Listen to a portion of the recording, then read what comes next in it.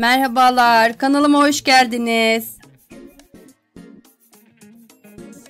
Bugün Bahtına yine çok pratik ve çok lezzetli bir kış hazırlığım var.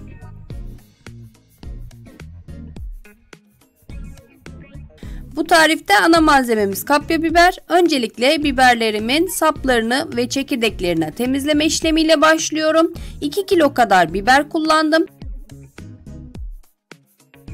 Biberlerimin sap kısmını biberimin içine doğru bastırarak hem çekirdeklerini hem sap kısmını kolayca ayırıyorum. Tabii ki kalan çekirdekleri olacaktır. Onları zaten keseceğimiz için bıçağımızla temizleyeceğiz. Bu yöntemde en pratik olan şey biberin sap kısmında fazla kalıntısı olmuyor. Tekrar uğraşmak zorunda kalmıyoruz. O yüzden böyle çıkardım. İçindeki damarlarını da temizliyoruz biberlerimizin ve lokmalık olacak şekilde doğradım ben. Siz dilediğiniz büyüklükte doğrayabilirsiniz. Biberlerimizi doğruyoruz bu şekilde.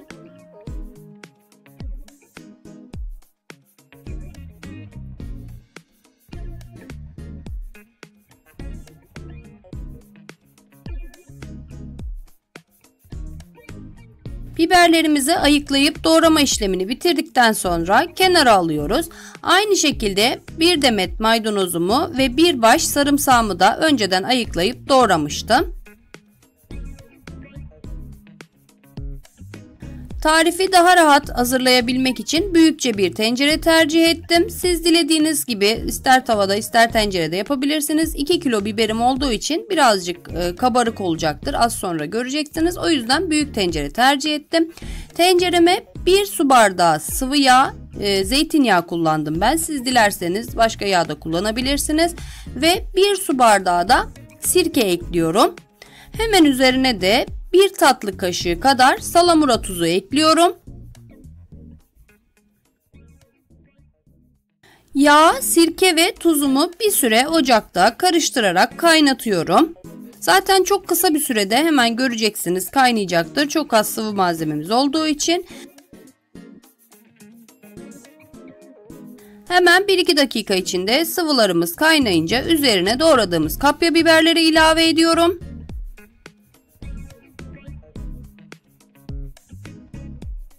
Biberlerimiz diğer malzemelerle özleşsin diye birkaç tur karıştırıyorum.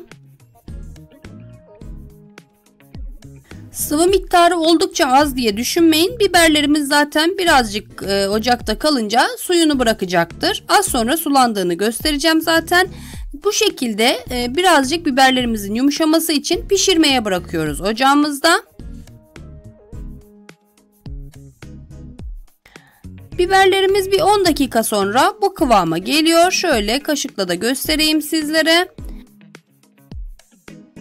Dediğim gibi birazcık suyunu bırakmış biberlerimiz ve hafifçe yumuşamaya başlamış. Bu aşamada üzerine ayıklayıp doğramış olduğumuz bir baş sarımsağımızı ilave ediyoruz. Bu şekilde de sarımsak hem biberlerle özleşene kadar hem de birazcık yumuşayana kadar daha pişirmemiz gerekiyor.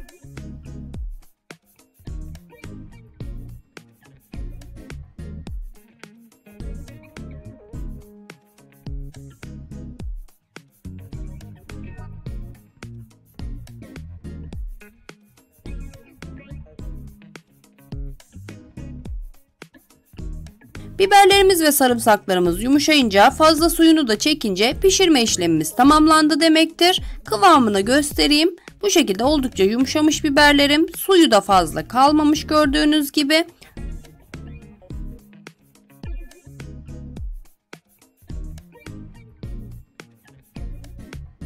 Bu aşamada pişirme işlemimiz tamamlanmış oldu. Ocağımızın altını kapatıyorum ve alıyorum ocaktan tenceremizi.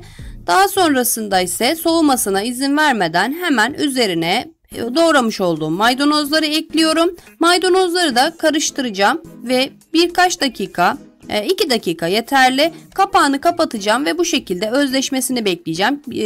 Maydanozlarla pişirmediğimiz için 2 dakika dinlenme süresi bırakacağım. Hem ilk sıcağı çıkmış olacak biberlerimizin bu şekilde. Tabii bu şekilde bırakıp uzun süre bekletmeyeceğiz. Dediğim gibi sadece 2 dakika yeterli olacaktır. Uzun uzun bekletip soğumasına izin vermeyeceğiz biberlerimizin.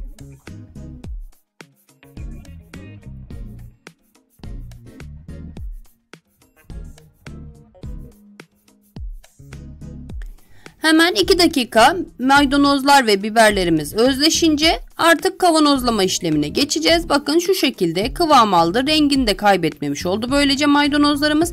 Ben küçük kavanoz tercih ettim koymak için. Dilerseniz büyük kavanoz da kullanabilirsiniz. Onu da açtığınız zaman uzun süre dayanacaktır ama küçük kavanozlarda hem açınca 1-2 seferde bitirme imkanınız olacaktır. Taze taze yemiş olursunuz. Hem de saklama imkanı daha kolay olduğu için böyle küçük kavanoz tercih ettim ben.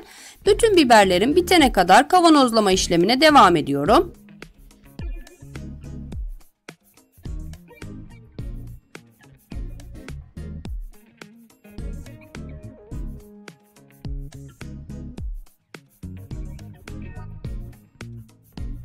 Benim 2 kiloluk biberimden minik 4 tane kavanozum oldu. Kavanozlarımı kapaklarını kapatmadan önce ağzında, kenarlarında herhangi bir sıçrama, taşma varsa, bulaşma varsa bunları peçete yardımıyla siliyorum.